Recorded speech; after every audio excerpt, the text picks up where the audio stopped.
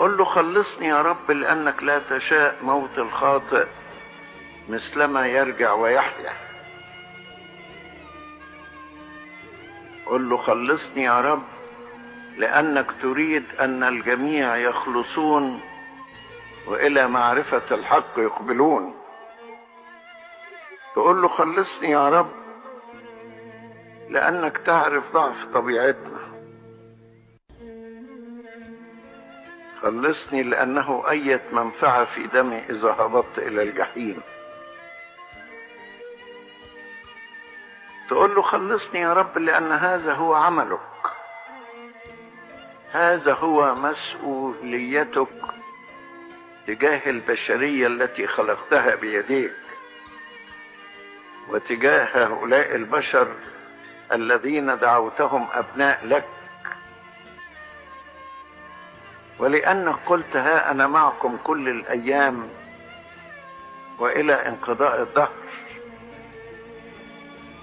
نفذ يا رب وعودك.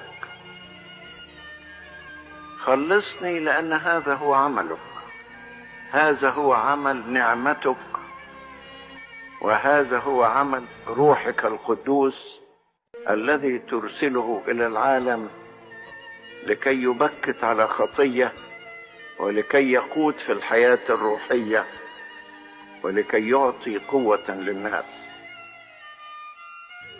خلصني لأني أذكر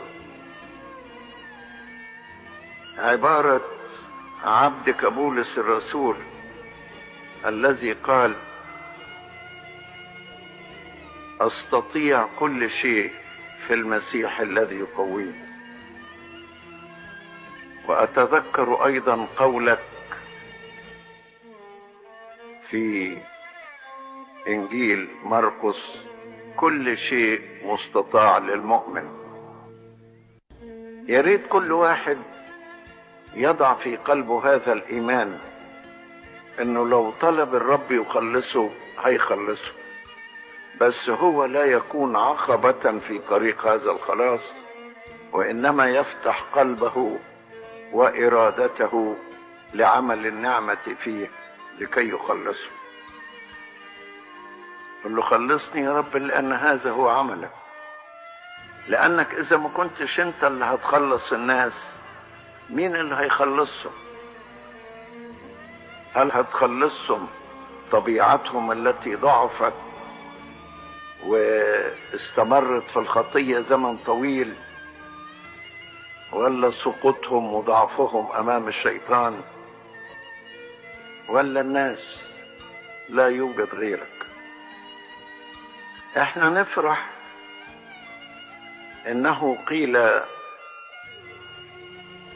في التهنئة بميلاد السيد المسيح ها أنا أبشركم بفرح عظيم يكون لكم ولجميع الشعب إنه ولد لكم في مدينة داود مخلص هو المسيح الرب.